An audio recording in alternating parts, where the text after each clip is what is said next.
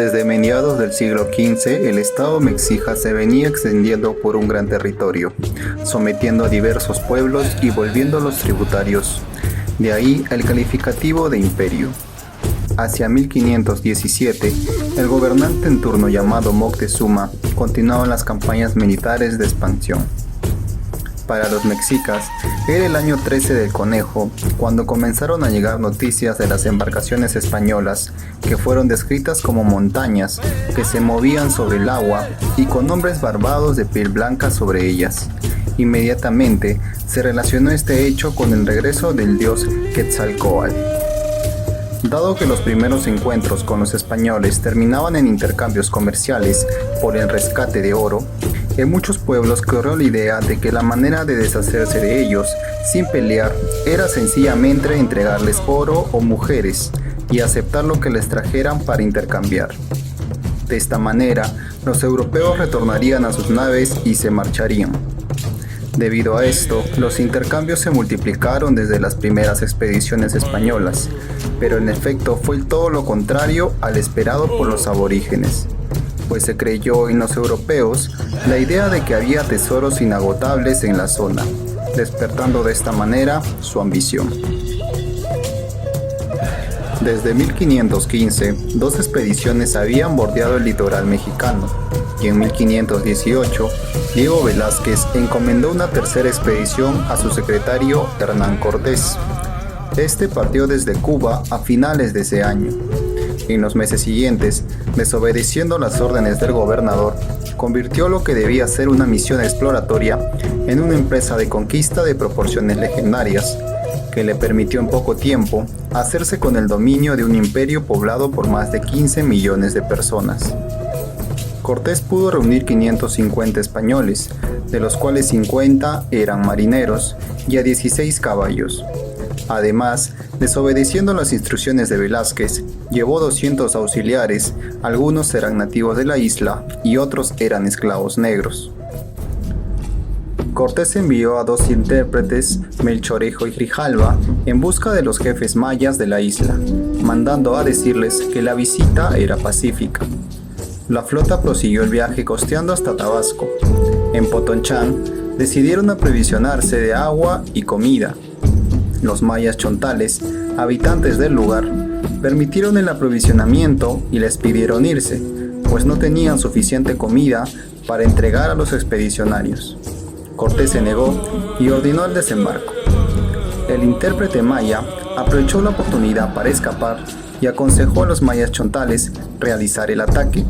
Ante la negativa y amenazas de los nativos que se preparaban para la guerra, se inició la batalla de Centlá, el 14 de marzo de 1519, que fue la primera gran batalla de los españoles en tierras de la Nueva España.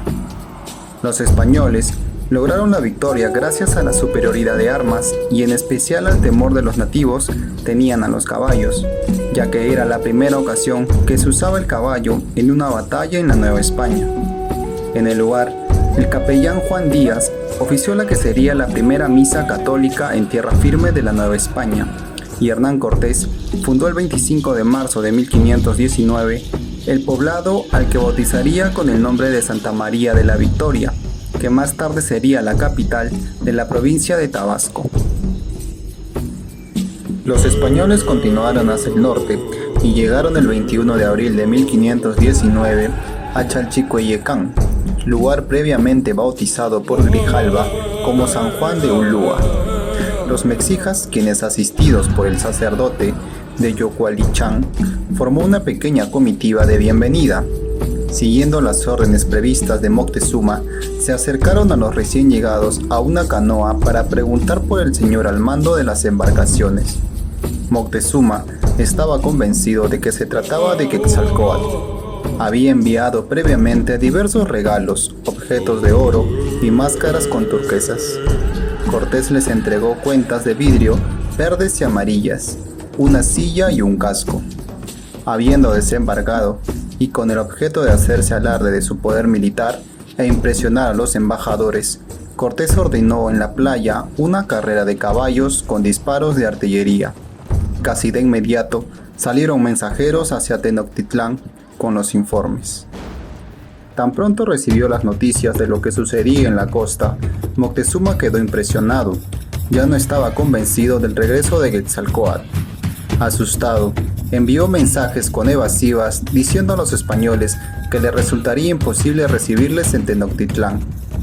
Le sugirió marcharse lo antes posible y envió nuevamente ricos presentes. La respuesta solo excitó la codicia de los soldados. Cortés y sus hombres se dieron cuenta de que la riqueza del imperio era grande y los pueblos sometidos resentían la dominación mexica, por lo que decidió avanzar hacia el interior. Conforme a la ley española, si se juntaba una ciudad con cabildo, esta era autónoma, así que entre el 5 y 10 de julio de 1519 se creó la Villa Rica de la Veracruz, que eligió cabildo inmediatamente. Era un plan elaborado meticulosamente por Cortés, quien había analizado y comentado entre sus colegas la posibilidad de dar este paso mucho antes a la salida de Cuba.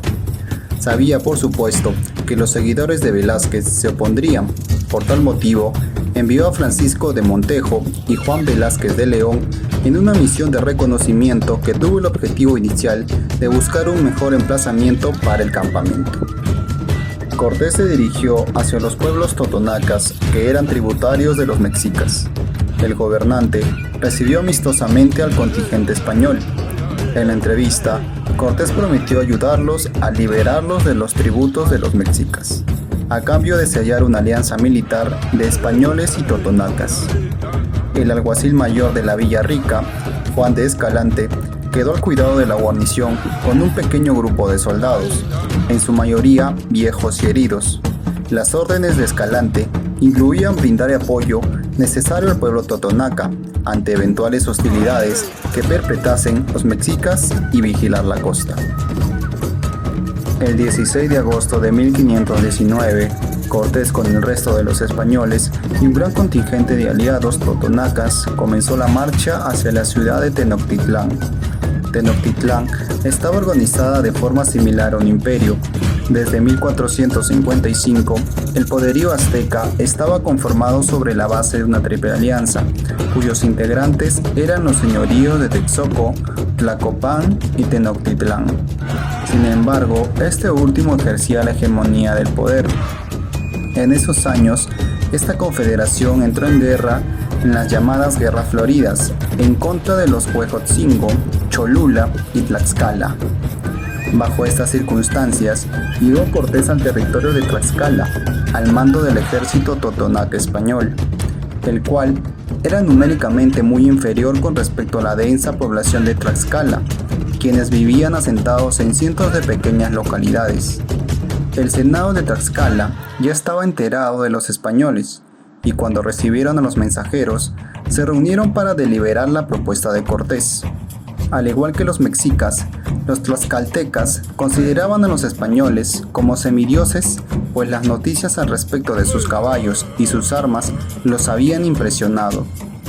Uno de los representantes, Maxicatzin, se inclinó por sellar la alianza y luchó contra los acérrimos rivales, pero otro argumentó la posibilidad de que los españoles no fueran semidioses, creyendo que la ambición que habían mostrado por el oro, los pequeños hurtos en los pueblos, la destrucción de templos y el desprecio de las leyes ancestrales evidenciaba más un comportamiento humano que divino.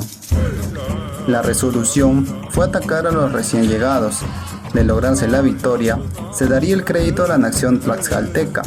En cambio, si eran derrotados, se culparían a los otomíes, que haber actuado en desobediencia a las órdenes del Senado, y se firmaría la alianza.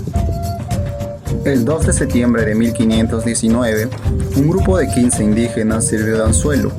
Se dejó perseguir por los extranjeros hasta el desfiladero de Tecoac, donde habían preparado una emboscada con un gran número de guerreros otomíes. Ante la situación, el propio Cortés creyó el requerimiento, pero no fue atendido. Al grito de Santiago Cierra España, se entabló la primera batalla, cuyo resultado fue favorable para los españoles, a pesar de encontrarse en desventaja numérica. Tras evaluar la nueva situación, y considerando las repetidas derrotas, el Senado de Tlaxcala ordenó detener la guerra para negociar un acuerdo de paz. En la reunión se estableció la crucial alianza para hacer frente a los mexicas. Después de haber llegado al Valle de México, el ejército compuesto por 400 españoles, 4.000 tlaxcaltecas y 16 caballos, entró el 8 de noviembre de 1519 a la ciudad de Tenochtitlán, construida en una isla del lago de Texcoco y unida a tierra por 3 calzadas principales.